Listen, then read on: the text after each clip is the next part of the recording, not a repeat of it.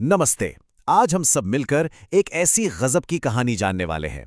एक ऐसी कहानी जो इतनी बड़ी है, इतनी विशाल है कि उसका नाम गिनेस वर्ल्ड रिकॉर्ड्स में दर्ज है। कभी सोचा है कि क्या हो अगर एक पूरा का पूरा शहर ही मतलब पूरा शहर एक बहुत बड़ा स्टेज बन जाए, जहां सड़कें, नदियां, यहां तक कि गांव सब एक पौराणिक कथा का हिस्सा बन जाएं और वहां रहने वाला हर एक इंसान उसका एक कैरेक्टर। तो इसी कमाल के इसी अनोखे नज़ारे का नाम है धनु यात्रा। अब सवाल उठता है कि आखिर ये धनु यात्रा है क्या। देखिए, ये दुनिया का सबसे बड़ा खुले आसमान के नीचे होने वाला थिएटर फेस्टिवल है और ये हर साल मनाया जाता है भारत में ओडिशा के बरगढ़ शहर में। ये एक ऐसा कमाल का अनुभव है ना, जहां पर पौराणिक कथाएं और हमारी आपकी जो रोजमर्रा की जिंदगी है वो मिलकर एक हो जाती। तो चलिए सबसे पहले इसके साइज की ही बात करते हैं। आखिर ये कितना बड़ा है, कितना विशाल है और क्यों ये इतना खास है।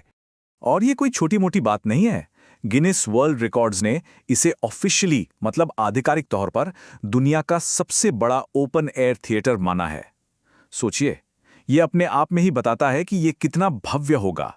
जब हम कहते हैं बड़ा, तो इसका मतलब क्या है? इसका मतलब है कई स्क्वायर किलोमीटर में फैला हुआ। जरा अंदाजा लगाइए, एक पूरा शहर और उसके आसपास का पूरा इलाका, सब कुछ एक बहुत बड़े स्टेज में तब्दील हो जाता है। लेकिन सबसे मजेदार बात तो ये है कि आखिर ये होता कैसे है। मतलब एक जीता जागता शहर पौराणिक कथा का हिस्सा बन कैसे जाता है। चलिए समझते हैं। होता यह है कि इस फेस्टिवल के दौरान जो बरगढ़ शहर है वो बन जाता है मथुरा, कृष्ण की नगरी। पास में जो जीरा नदी बहती है वो बन जाती है पवित्र यमुना, और पास का ही एक गांव है अंबापाली, वो बन जाता है गोपपुरा। मतलब रोजमर्रा की जगहें एकदम से पौराणिक पहचान ले लेती हैं। और सुनिए, ये सिर्फ नाम बदलने का खेल नहीं है। पूरे 11 दिनों तक सच्चाई और नाटक के बीच की जो लकीर है ना, वो जैसे गायब ही हो जाती है। शहर के लोग, उनकी दुकानें, दफ्तर, सब कुछ इस महान कथा का एक जीता जागता हिस्सा बन जाता है।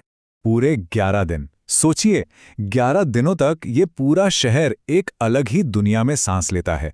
एक ऐसी दुनिया जिसके हर कोने में इतिहास और भक्ति की गूंज सुनाई देगी। तो ठीक है, स्टेज इतना बड़ा है, ये तो समझ आ गया, पर इस पर कहानी कौन सी दिखाई जाती है? चलिए अब उस महागाथा की बात करते हैं जो यहाँ जीवंत होती है।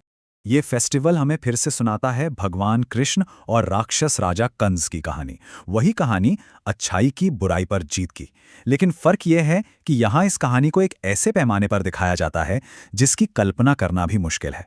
कहानी की शुरुआत होती है कंस के जुल्म से, उसके अत्याचारी राज से। फिर इस जुल्म को खत्म करने के लिए अवतार होता है भगवान कृष्ण का।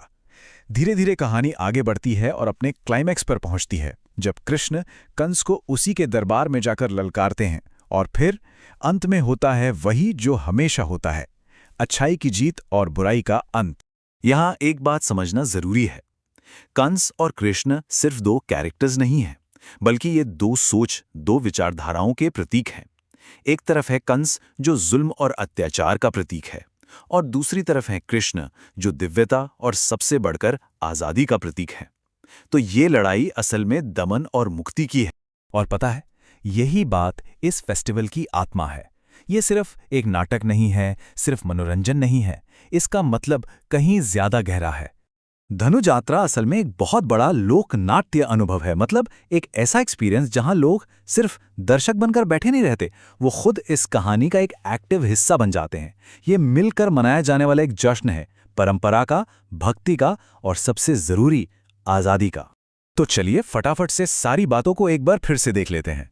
धनु यात्रा क्या है? यह है दुनिया का सबसे बड़ा स्टेज जिस पर गिनीज वर्ल्ड रिकॉर्ड की मोहर लगी है। ये एक ऐसा एक्सपीरियंस है जहां पूरा का पूरा शहर कहानी का हिस्सा बन जाता है।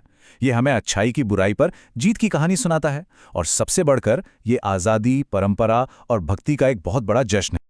और ये सब हमें एक बहुत गहरे सवाल के पास लाकर छोड़ देता है कि जब किसी पौराणिक कथा को इतने बड़े, इतने विशाल पैमाने पर जिया जाता है, तो फिर नाटक और असलियत के बीच की रेखा कहाँ होती है?